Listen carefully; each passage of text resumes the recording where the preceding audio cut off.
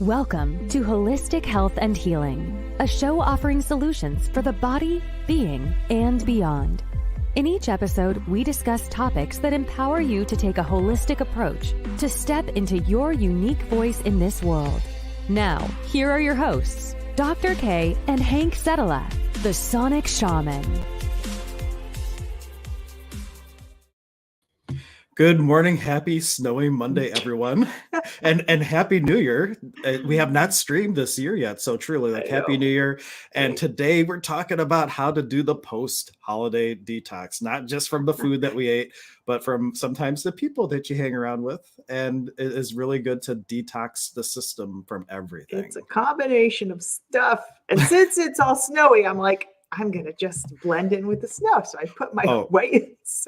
Yeah, not only is it snowy, I might not be leaving my house for like a couple days because I'm a cold baby now. Like I just had to go turn the trash cans up and I'm just like, yeah, this is not fun. I'm going to call the neighbor boy after this and be like, hey, how would you like to make some money? Do my driveway too, please. But anyhow, how was your holiday? I didn't even ask you yet. It was great. It was kind of quiet, but that's okay. That's good. I don't know. We had like really warm weather. So it was kind of now trying to think back to Christmas. It feels like it was so long ago. It was long ago. And then I had the in-law invasion, which I'm free of now. But you know, I love my in-laws, but I'm also very grateful for the peace and calm that ensues upon their departure. I agree with that. I get that totally. I think, having a lot of people around is always ruffles things up, so to speak.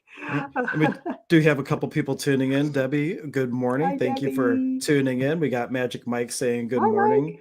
And I'm not really sure. Oh, some were chewing on the relatives. I'm not sure. I think he's making a joke. I don't get it. But for you out there, maybe you got it. Some were chewing on the relatives. I don't know. Anyhow. So where should we start? Body, being, or beyond with our detoxing conversation? Those are all like really relevant topics because how much sugar did we all have that makes us feel kind of poopy? The food that we ate and all the people that we were around. And that combo, well, doesn't always make us feel our most authentic, optimal selves, right? You know, this is the first holiday ever I actually continued to lose weight through the holiday, but I didn't eat one single Christmas cookie or anything. So like I behaved myself energetically. Kudos to you. It was not, well, it was really easy because none of it was vegan or gluten-free. So I was just like, well, it makes my choice to eat or not eat easy. I won't lie. I always tell myself I'll have one cookie, I'll have one glass of wine. Well, that turns into two, but a lot of people, this is the time of year where we're so far behind Christmas now, but it's just, this is a time of year where there's just the holiday cookies and holiday parties and people are always giving you things and the things they gift you are usually, oh, here's a bunch of cookies I made or, your fruit pies or whatever it is. And then, are indulging holiday dinners, lunches, breakfast, etc. This is the time of year where we load up and then we don't feel so good after. And then a lot of times we're around family that's, got to go see the in-laws, got to go see this, got to go visit so-and-so. It's, sometimes heavy, not so exciting. So now we reach this lull coming January into February and into March where it's like, oh, I'm going to start exercising. I'm going to set the New Year's resolutions that don't last for so long. I don't feel so good after eating all that food. And people start seeing that. And what can you do about it? Because eating more sugar actually creates more sugar cravings. Yeah. I've gone through that. So I totally get that. So cleaning out the system right now in every way possible is a great time. I like doing detoxes like, beginning of winter, kind of mid-springish, and then the fall time. Those are the good times to clean out, give the body a break from all these things.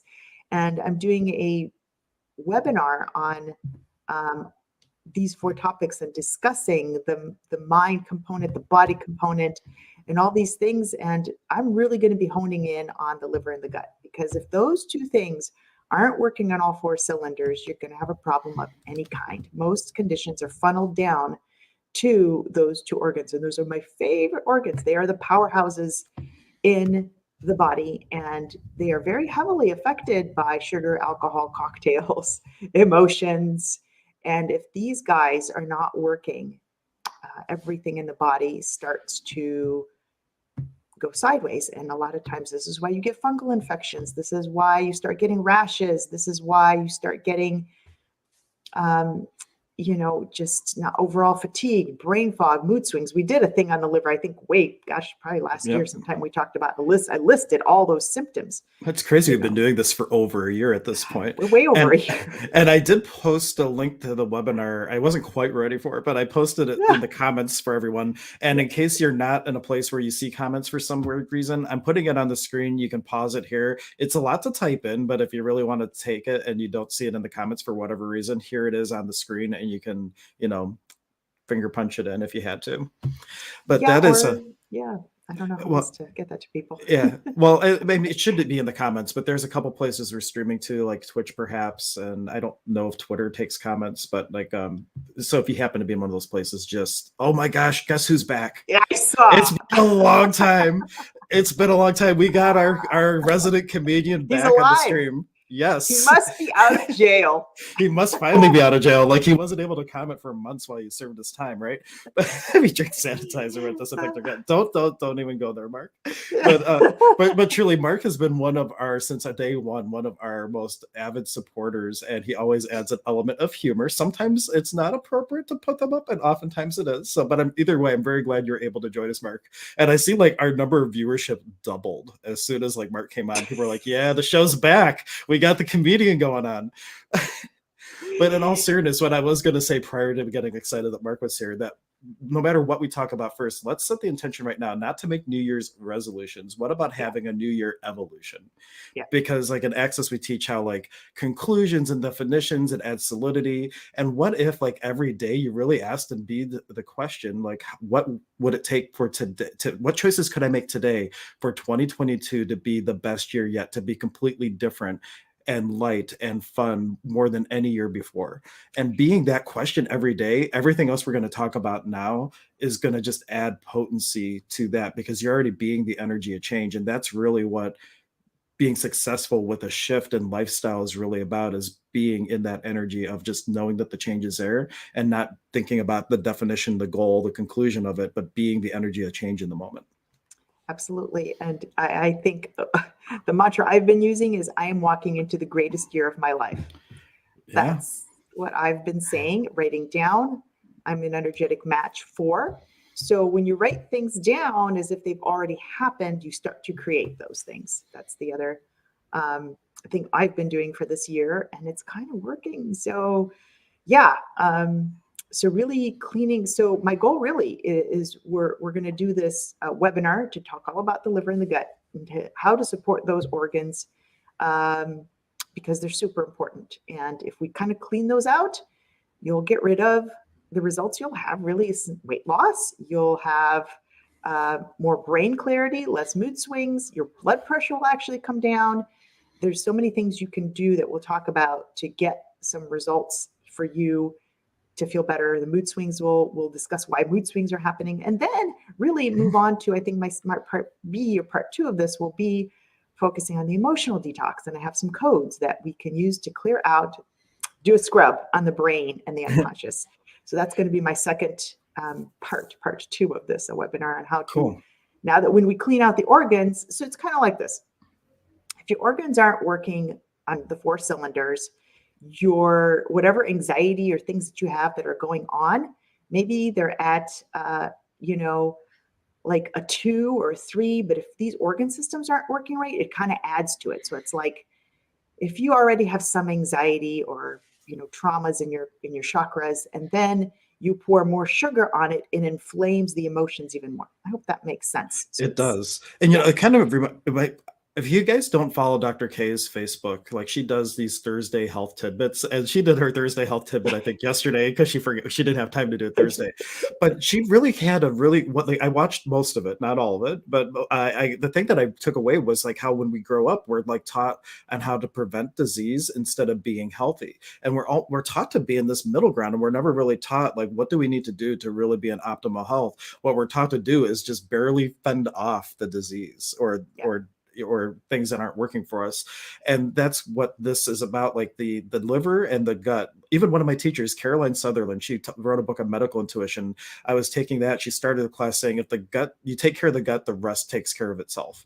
And because it's such an integral part of everything. And that's what I did. I did probiotics for quite some time, doing digestive enzymes now, doing all kinds of things to keep my gut in check as I go through my healing process. Because we're going through our processes too, everyone. It's always a progress.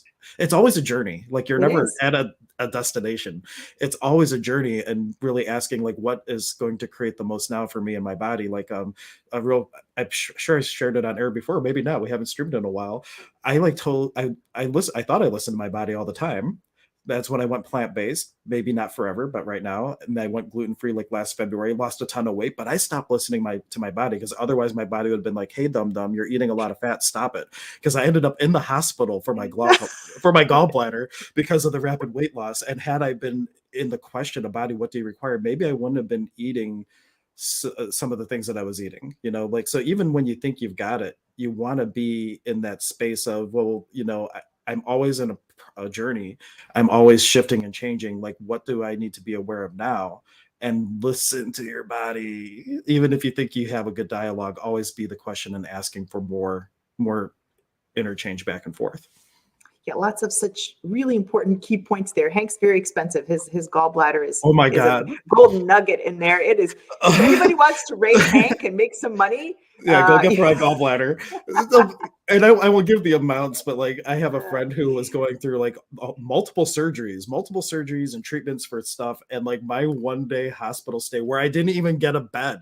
All right. I was in a hallway because they were past capacity in the hospital. So I had literally a little spot by the nurse's station. My bill was more than hers. And I was like, wow, our medical system's really effed up. I didn't breaking. We're going to talk about that. I really think I'm going to make a comment on that before Poof the Magic Dragon happens. I'm intuitively really hearing that the medical system is breaking right now. And our little viral friend is causing all of this. But there's a bigger picture. There's a bigger picture with this. God source, whoever you want to refer to, I really think is doing this for a reason, because the medical system needs change. It desperately needs change. Doctors don't have answers anymore. They're overloaded. They're on max capacity emotionally. People aren't finding answers. It's chaos out there right now, absolute chaos. Yeah. So yeah, it's doctors like me and others who are really zoning in, taking the time. I mean, I'm no longer really in Western medicine, and so glad I'm not right now, but I am taking the time to help people with our little viral friend, and that's going to be a new endeavor. But the medical system is really, it's breaking and restructuring right now. Sometimes, things have to kind of disassemble and reassemble in a better way. And I really intuitively hear that's what's happening. How long this process is going to take, I'm not sure. Who knows? But it's happening. It is happening because we need to integrate the natural with the Western. So we're going to talk more about that. But Hank's gallbladder, nice and expensive thing. One side comment on that, like regardless of what your point of view is about like stuff in the world, like from my own experience, I was out like in the nurses station, so I got to hear all of them talking. And the staggering statistic for me, and this was I won't say which hospital, but some of them have spouses and things that worked at other hospitals, and they were all very similar, that like over 40% of the beds were all for people with the current little V friend, the COVID friend. And so like, that's why I was in the hallway, and they were doing triage in the ER. Like there were people that really needed to go back, but couldn't. And they were coming out and doing procedures out in the waiting room and taking people's vitals in the waiting room because they just didn't have the capacity to bring them back. And it was just like really eye-opening of how, regardless of your point of view of where all this came from or anything like that, it is having an impact, a huge impact, to Dr. K's point, on the system, showing like this is really broken, people. Like, and getting a bill like I got in the mail for like one night stay, it's like really crazy.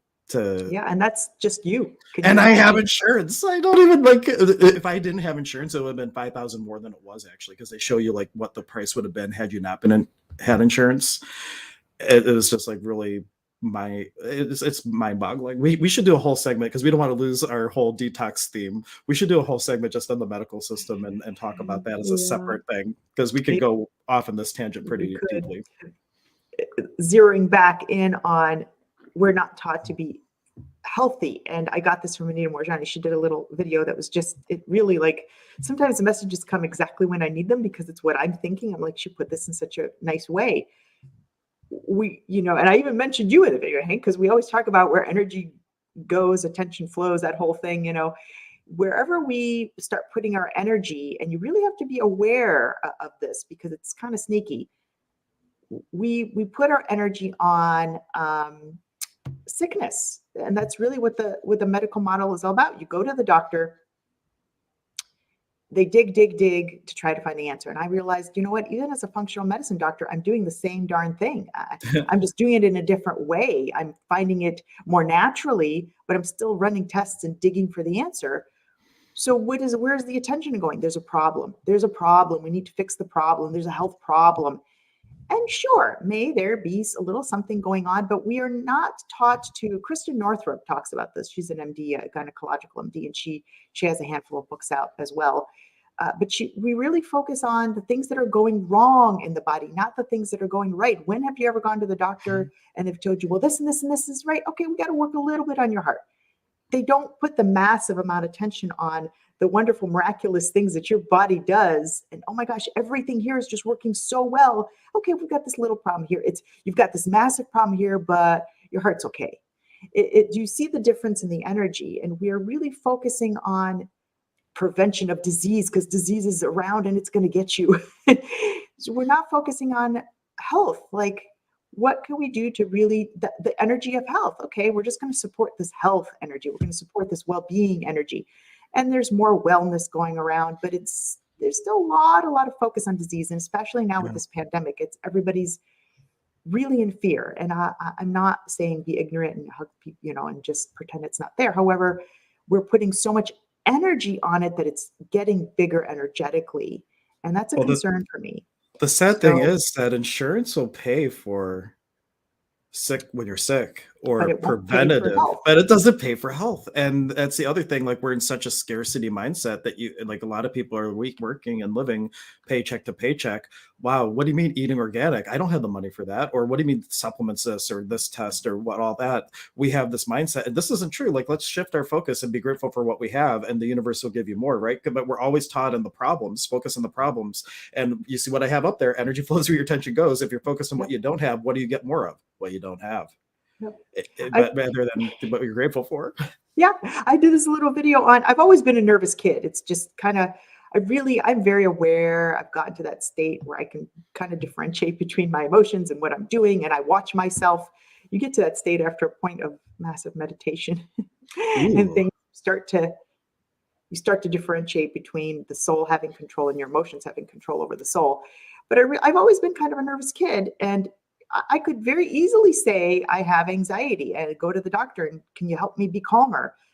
And can you give me medication? And I'm thinking to myself, I just don't pay attention to it. I'm like, okay, it's just kind of like that thing. It pops up every now and then. I'm much better at it because I've worked at it. But what I'm finding in our society is this whole depression and anxiety. It's become a disease. It's a disease, and people call it a disease. You're potentializing that. Do you really think that people go through life without any depression? We're in this body, and the physical body has programs, and it's going to get sick every now and then. It's just the way it is. But we now have created this box, and it's a big thing, depression, anxiety. And I'm not should I say, demeaning people. I sympathize with people, but let's get it fixed, because there's so many good ways to get it fixed. And to really believe that you can't, or that it's a huge condition, I just don't buy into it, because I've been a nervous Nelly my whole life. I really have. And you're very aware. And that kind of, and kind of looping this back to our detoxing conversation, when we're around family and we're going out to all these stores and restaurants and things, like in Access we teach, and I agree with this, that 98% of what you're aware of isn't yours. But we take it as ours because we were never taught to differentiate. So like, when you are having the anxiety, when you are having that like panic or whatever's showing up in your world, asking this question, who does this belong to, is huge. And even just last night, there was someone that was really upset about something, and realizing that the other person that's involved might be, if not more so, equally upset asked the question, well, who does this belong to? And though they were still upset in the moment, there was a huge shift in that moment where there was the awareness like, wow, this isn't all mine.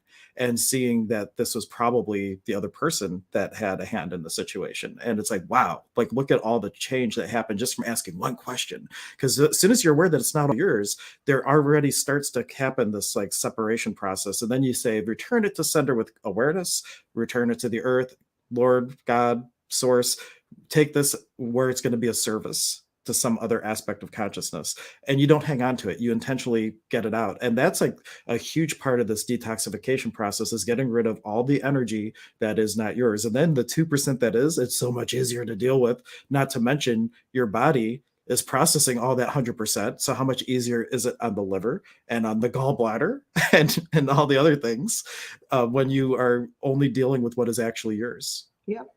We forget, I think in this whole process, what I'm hearing so strongly and what my purpose here is becoming more clear is we forget where we came from. We're focusing on the pandemic. We're giving it a lot of energy as if we hang on for dear life. We really hang on for dear life as if we're never going to leave here.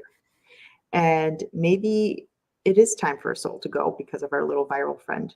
Who knows what something in the body starts to break down when it's time to go. Is there a lot of other stuff going on? Sure.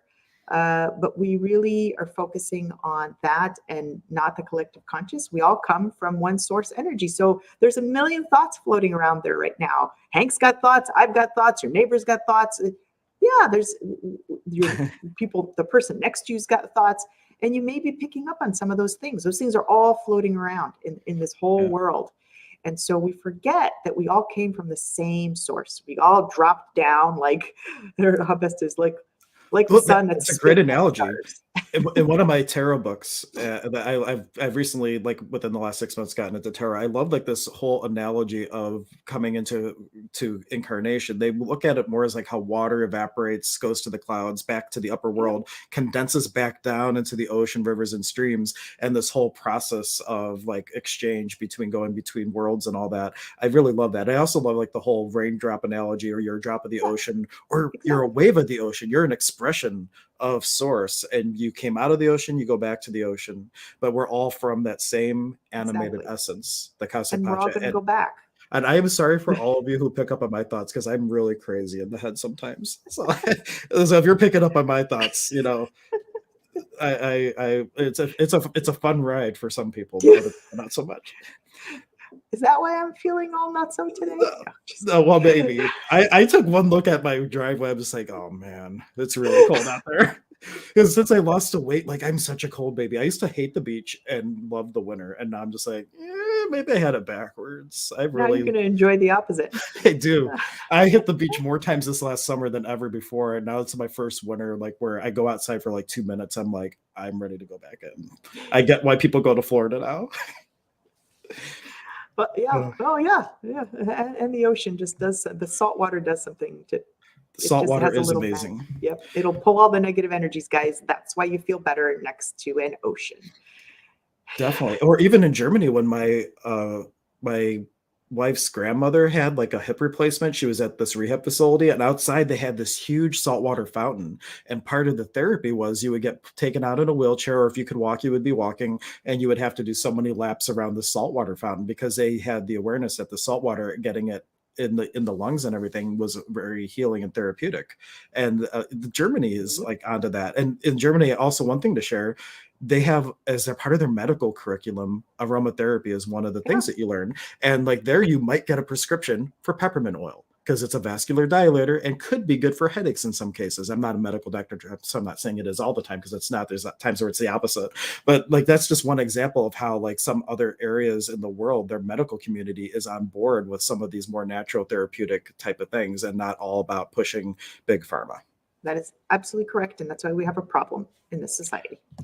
Yeah, that is exactly why we have a problem. So in Canada and in Europe, they use homeopathics. You may get a prescription for a medication, but that's not always their first line. And they are taught things we are not taught in medical school. If you read the history of medicine, which I did about 2-3 years ago, and I was floored on the connection to Rockefeller. Read it, guys. Sometimes it's unbelievable. But getting back to what we're focusing on in health and detoxing, we're not taught to, our energy's going on sickness. And this is where people spend their time. It's, I got diagnosed with this, and then they carry that and it's suitcases. Well, what are you going to do to start fixing that? Because it really, most conditions are funneled down to those two things. People get sick really for 4 reasons. Number one, it's a repetitive injury. So say you have a job where you have a lot of lifting, or, it's a repetitive stress, a fall that just damages something. Number two, toxic overload. This is the things we breathe, food preservatives. It's happened to me. Yeah, foods that was don't my issue with agree gluten. us. I was vegan and I went crazy in those substitute stuff, and the number one ingredient and like 90% of that stuff is vital wheat gluten. And I overloaded my body. My body said, "Stop it, dum-dum." Yep, totally. So we have all these things, and that's what I'm going to be focusing on with this webinar. We're really going to hone in on the toxic overload and what that does to the liver, what that does to the gut. And if we can start repairing these 2 organs, the beauty is these organs can be repaired, as opposed to some of the other organs there might not come around as quick. Right. These 2 organ systems are pretty decent. Within a few months, you can get them repaired. Number 3, she talks about stress illness, which is my favorite, which we're going to talk about, how a stress and emotions of any sort can make you physically sick.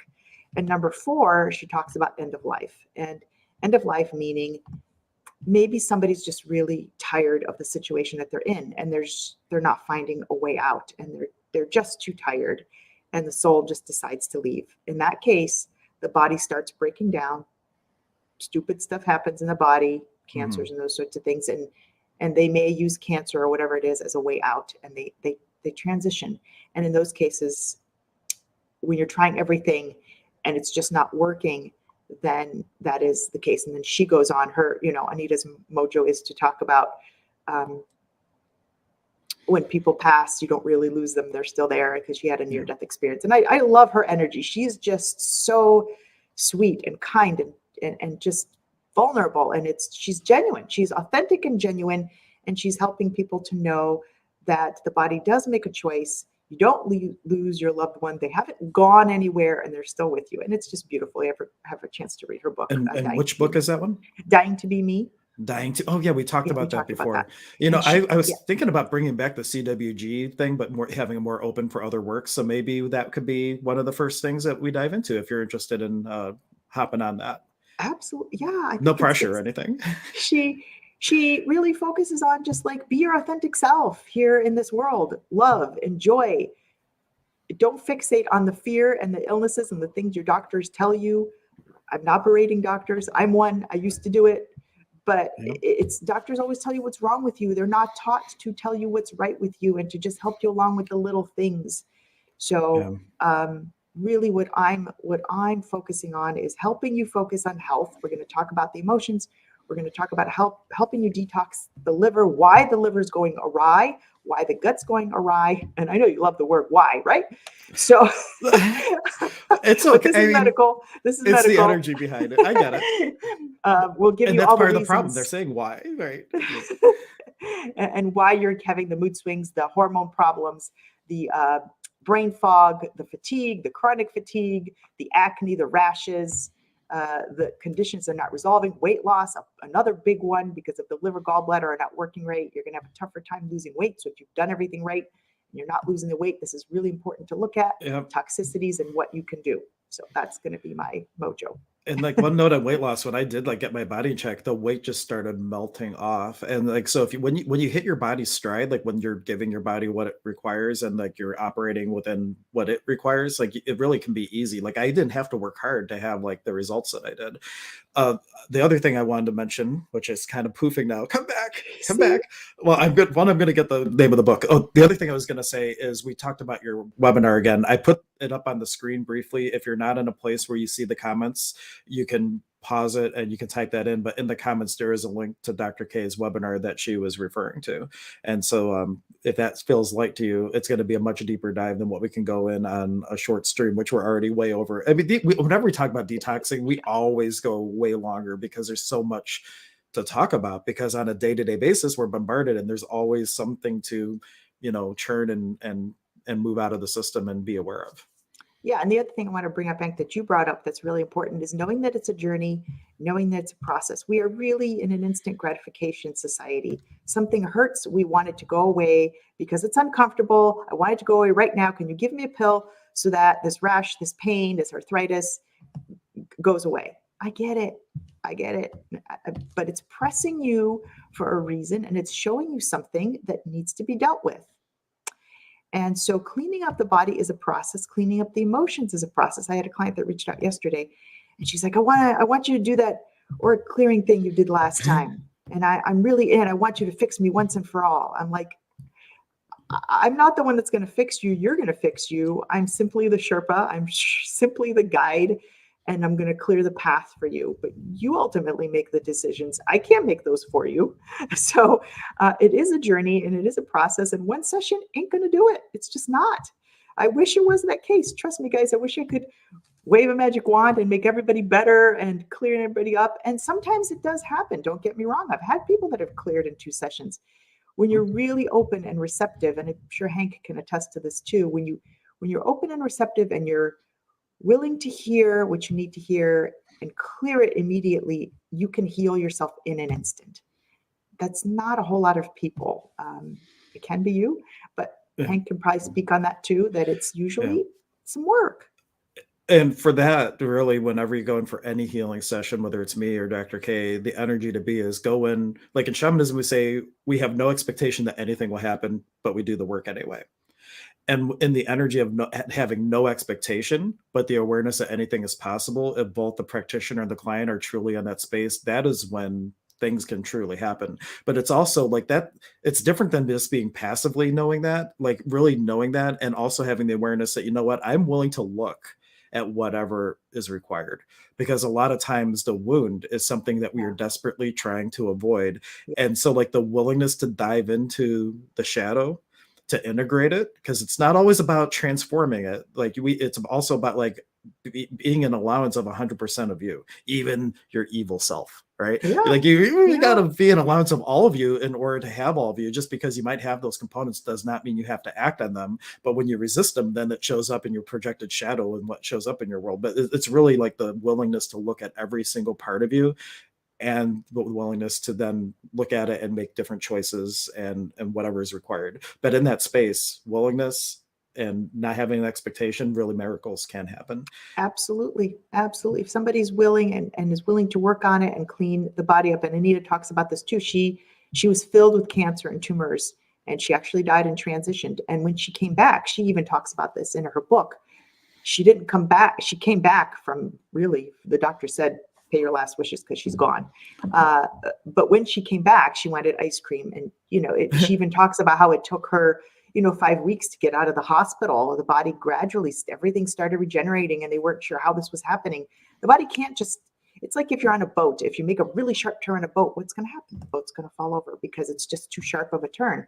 So I tell all of my clients this, that guys, it's going to take a handful of months. The stomach alone, if it's in poor shape, takes a minimum, guys, 3 to 12 weeks. That's minimum. Majority of people even don't repair that quick. You have minor things up to 6 months. So you're with me for a while. And that's, people are like, well, that's a big, chunk package. Yeah, well, that's what we got to do to tackle all ends. And I have somebody that we did a lot of work for 6 months, and then we're revisiting because he's got a lot of heart trouble. And we finally got to the point of, I did my Paramedes process and there's an issue with love.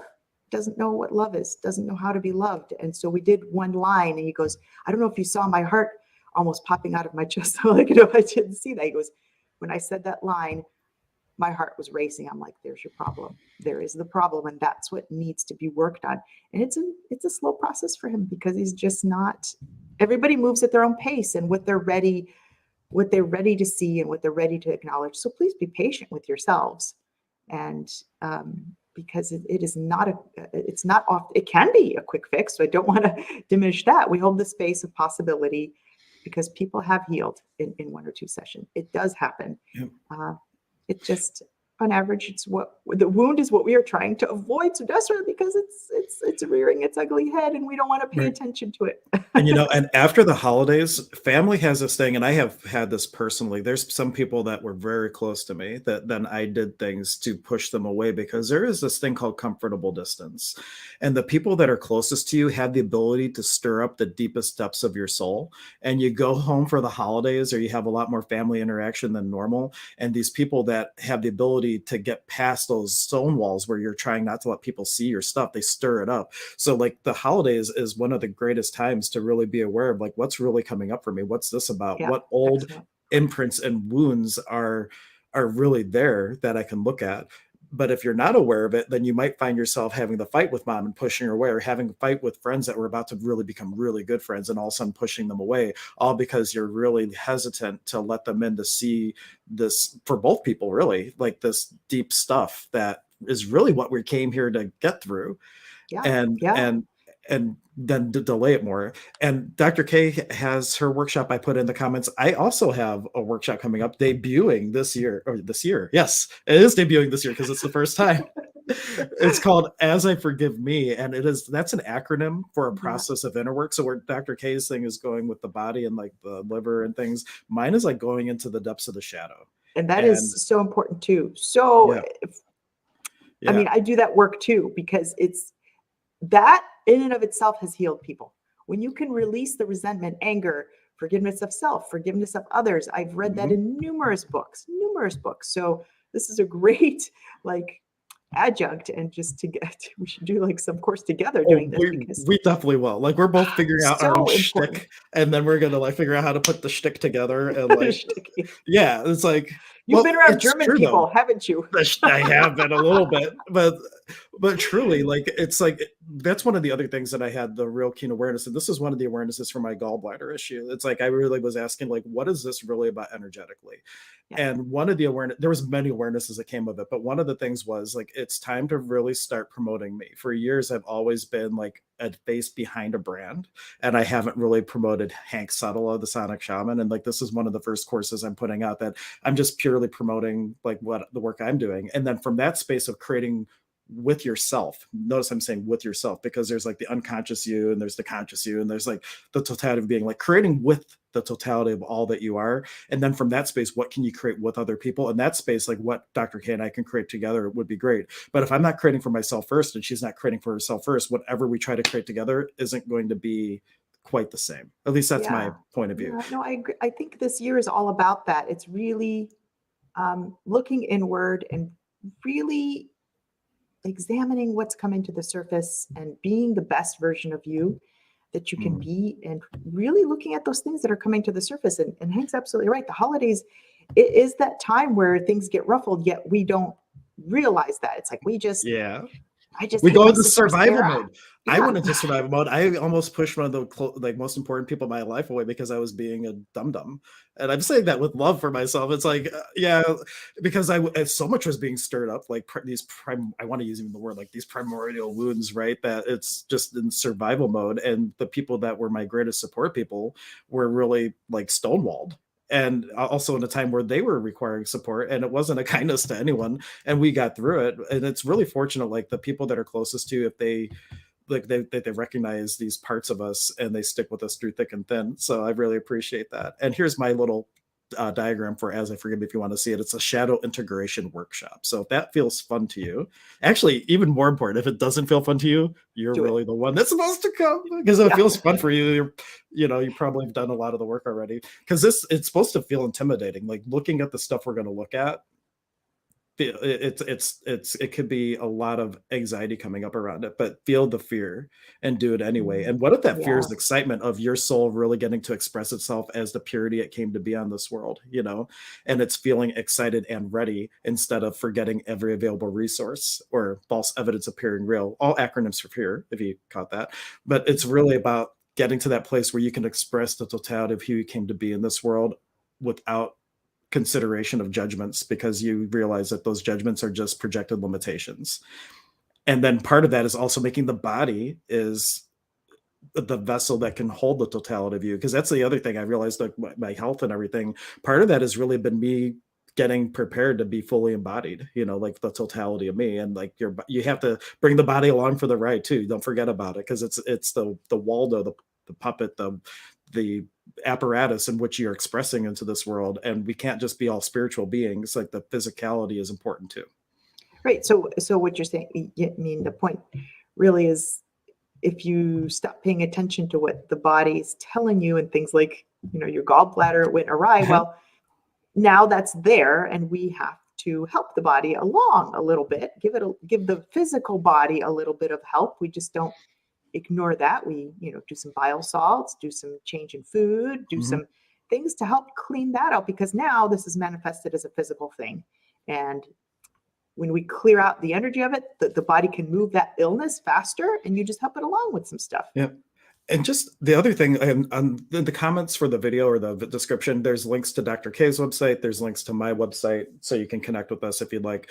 There was a mutual client that recently went to see Dr. K. I won't say names or anything, but like from the 1 hour information assessment, they got a whole bunch of clarity around essential oils, which you got some oils from me, so thank you for the referral, and like some other things. But like this one thing about, at this age something happened, and then we turned that into like kind of a deep dive for soul retrieval. So I bring it up because like the work that Dr. K and I do, we refer people back and forth to each other all the time, because she has her niche, I have my niches. But when we do work together and the clients that kind of go back and forth, like she'll get an insight, and then I take that insight and take a deep dive into, okay, what could this be? And vice versa. Like, oh, I feel this is off. You should go get the initial assessment with Dr. K. And sure enough, that comes up on the biofeedback machine. So like, if you feel called to, wherever you'd like to start, I'm a big fan of the 1 hour biofeedback assessment Dr. K does. I was a live cadaver for it. She had Anya hooked up to the machine a couple of weeks ago when she had something going on. It is an amazing device that gives you, and we were able to avoid traditional medication for something she was going through by going through that without saying too much. But it's like really great that this machine can produce so much information, not just for the physical stuff, but also pointing to what could be going on in the other than conscious and on the soul level to look at, to really bring the whole thing together. It picks up everything. It picks up emotional stuff. So I'll say, so tell me about the sadness, and people start crying. They'll tell me, well, I'm like, well, that's what you got to work on. One of my other colleagues just posted, she's been a long time practitioner.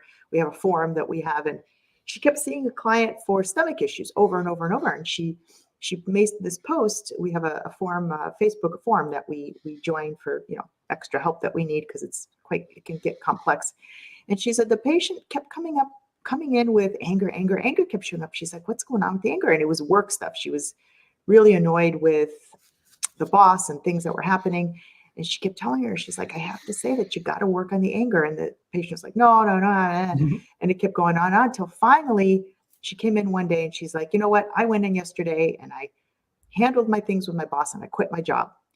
And they did one session, and she called her and she said, my stomach is much better. It's resolved. And she hasn't seen the person since. So This is so sometimes people won't really tell me what's going on, or they won't tell Hank really what's going on. And when we ask a question like, tell me about the anger, tell me about the sadness, grief is coming up, tell me what's around that. And then they'll say something, and then they can go back to Hank or me, and we can work on those things. So that's a really important piece. And sometimes I'd make the comment that if you have loved ones around you that you're like, oh yeah, I'm going to get them a session with Hank, but things aren't getting better. And some people are not at that point where they're ready to hear what needs to happen, and it's a process, and they might not be in that space yet. We hold the space for that all the time, but until somebody's really ready to hear and to handle, they could be doing sessions with us and feel like they're going in a circle or don't come back, or what's the true goal? Like some people, when you ask them, like, what are you really hoping to get out of today? I want my headache to go away. Like, are they looking to really look at the cause, or are they looking to look at the symptom? And if they're they just want to deal with the symptom, well, like, what would it take for you to desire more from this than just that going away, to really get to a place of peace and ease and clarity and knowing? And like, if you can direct it to shift the intention there, then you can get maybe more out of it. But sometimes, and that's not a wrongness either. Like some people just don't want to suffer, and that's cool. There's things that we can do to help with that too. But to the degree and depth that you can get out of doing work is all dependent on what you're really looking to look at. And are you really looking to get to that pre-verbal thing that started like, actually, this was a great clearing from yesterday. We had, not yesterday, Saturday. It was Global Bars Day, and they had live content streaming on the Access Consciousness website. And if you go find it, maybe I'll go find it and post a link to it after this. But Dane here was showing these two clearings that what if like 98% of your world were from points of view that you bought from your mother or father from before you were 2 years old, from before you could even talk. Like, what if your whole world is showing up from points of view that you bought from that young? And like, so that's like the stuff to really look at, where there are conversations about, oh my God, this kid is expensive. I'm not worthy. I'm a burden. And here you came to change the world, but you're judging yourself because of all the change you created when you were first born. That's a big one for a lot of people. So like, it's like the willingness to look at these things that you might not even be able to put words to, that if you could just be willing to look at it, could unlock and shift and change so much. That's such an important point that I was actually thinking about this morning. So see, I must have picked up on either you must have picked up on my brain or I picked up on yours. I was thinking about that deeply this morning because one of my mentors does this little daily abundance drop, and she was talking about attachment and quoting some quotes from Deepak Chopra's book, The 7 Laws, I think, to Success or something. I'm going to get that book. But he talks about taking action, but not being attached to the outcome. And then she mentioned like he's a very, he has a lot of things. He has a lot of apartments and houses and a very wealthy man. But I'm thinking back to the people that can do that and not have attachment. I wonder what their childhood was like. Because majority of people that I know that are wealthy, and this we're talking diverging to prosperity now, that I know for a very long time have come from households where prosperity, there was no lack mentality. There was no clinging on to of things. Yes, there are people that came from, I'm thinking of a singer. He has the 24 karat gold, and I forget his name. It's not coming to my mind. But he grew up very poor, and somehow he kept at it with the songs, and he finally hit it big. But I do think he did mention that his mom was always like, we may not have much, but you are so loved. That is still an energy of abundance. But if you come in a household like my household, where my mom was for abundance and spent and didn't really, I think her childhood, her upbringing was never in lack. My father, on the other hand, I think had much more challenge with that. And, there was the war and he had to leave his house at a very young age and in a lot of fear. So even though there was money, there was still a mentality of, I got to hang on to it. I got to hang on to it because it might leave. I might lose it. And now that's playing out in my life. And so I've had these two different parental figures. So I'm wondering how many people have those thoughts from age of 2, from the time you were born. The baby hears everything and takes on that energy. Well, it's not just hearing, like you're absorbing, like you are the energetic SpongeBob of the universe, as one thing we say at Access. Like you are literally bringing all this stuff Mars. in. Thanks, Mark. And like in South America, they say the children of the North walk around with leaking navels because there's this energy center where you bring energy in. It's called the Cusco Nawi. It's kind of like a chakra, but different. It's like a lens of energy. We're bringing all this in. We've never learned how to regulate it, and then we get overloaded. And so like how much are when we're born here? Like we're just absorbing.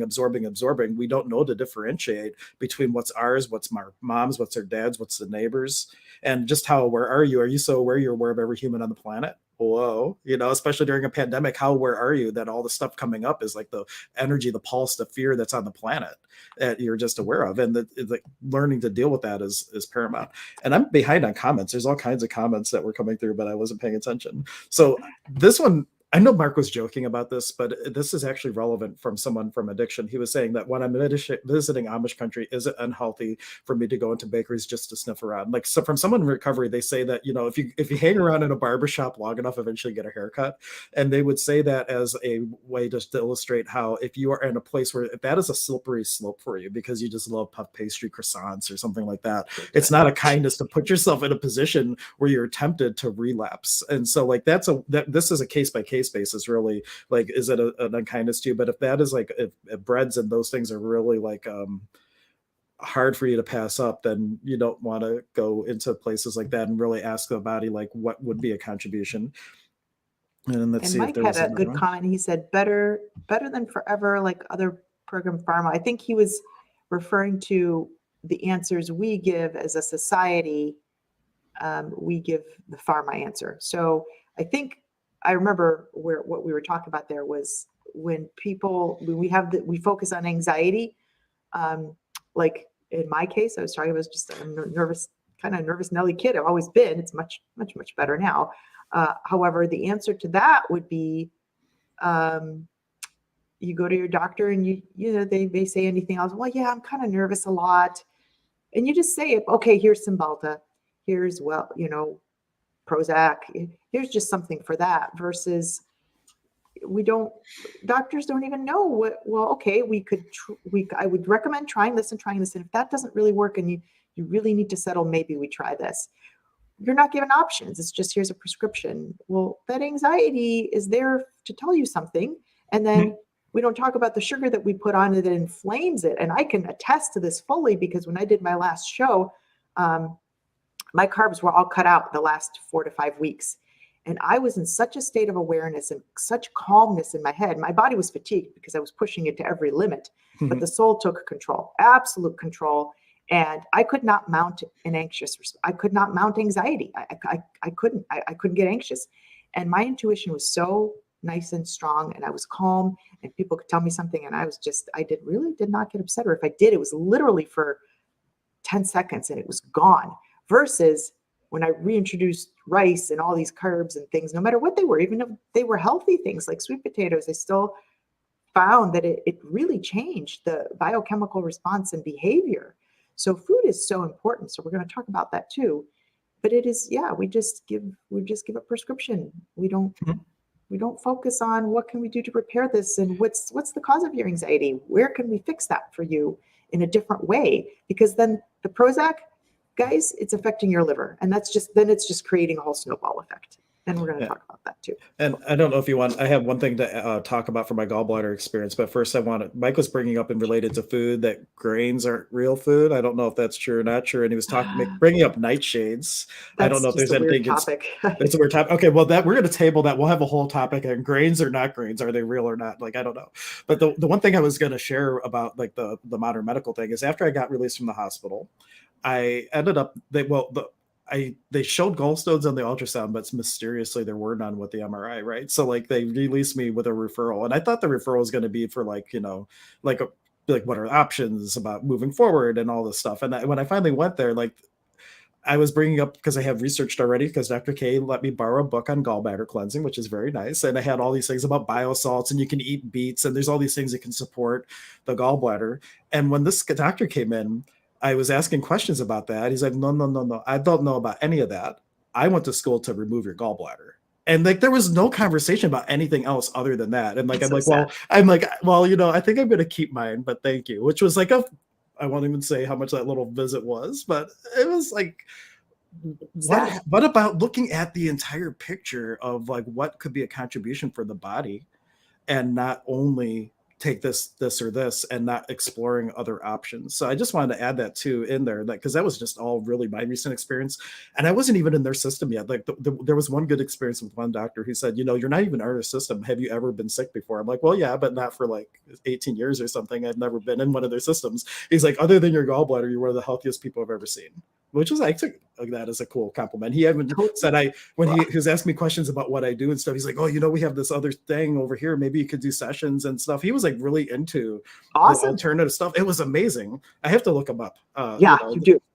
Yeah. But like it was a really great experience with that. So there are doctors out there that get it and do look at like what you're doing right and things like that. It's just like so much is focused on the negative, or what's going to pay me the most. I hate to say it, but that possibly is part of that, because maybe the more tests I order, the more I get paid, and stuff like that, rather than instead of doing that, let's start with like a probiotic and an antifungal and see what happens, because maybe there's a candida buildup.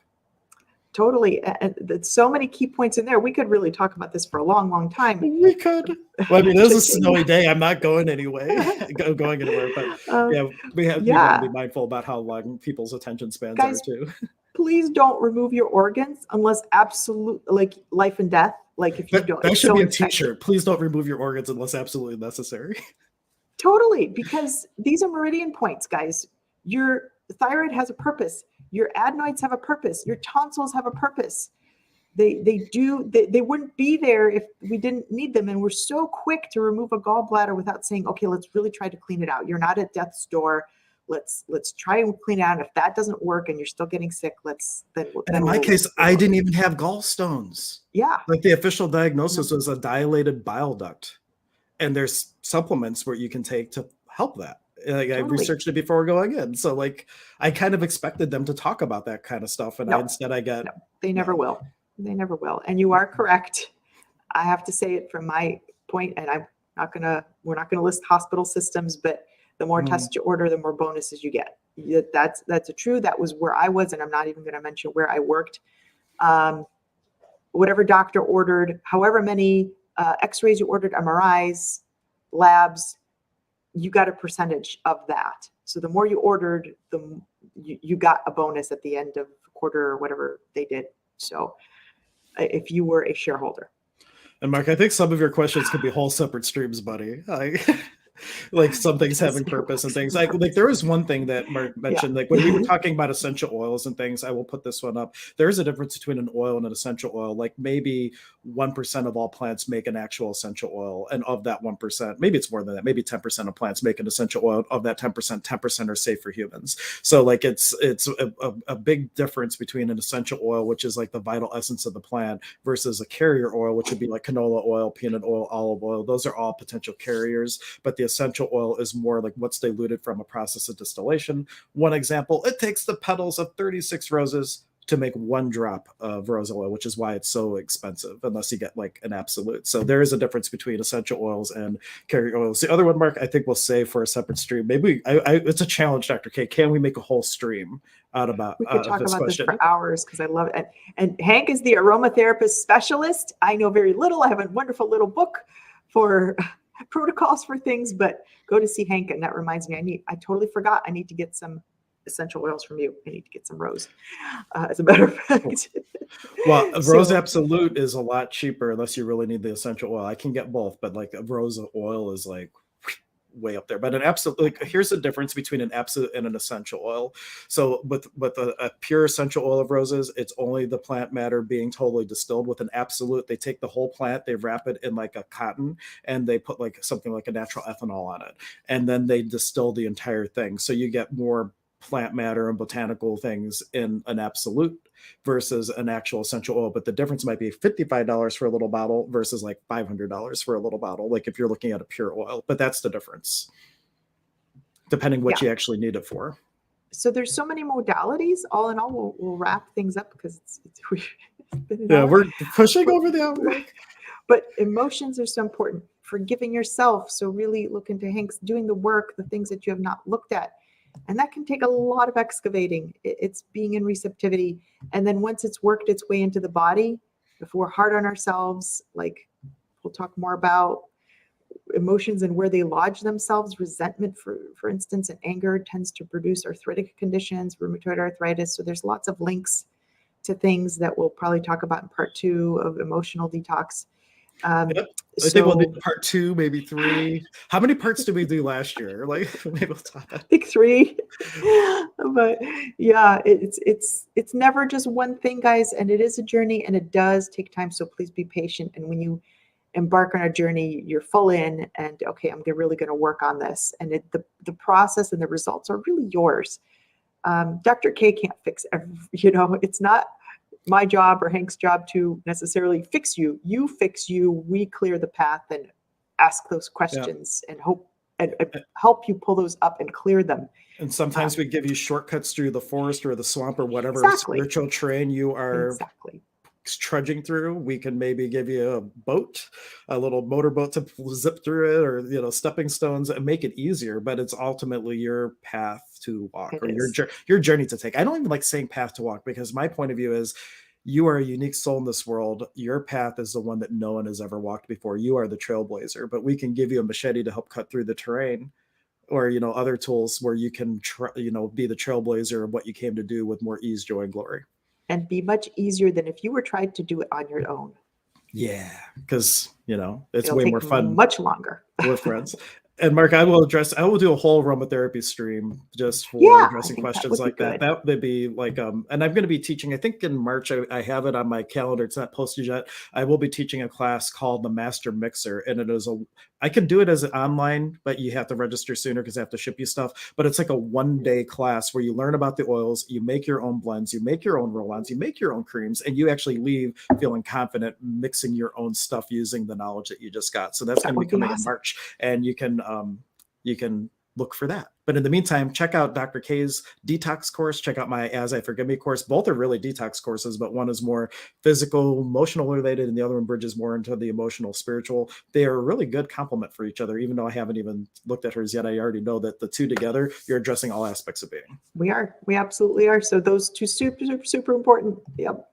Yep. And until next time, happy 2022. What would it take for you to be the best you could be this year? And could we help with that? Let us know. But until next time, we will catch you later. Bye. Bye.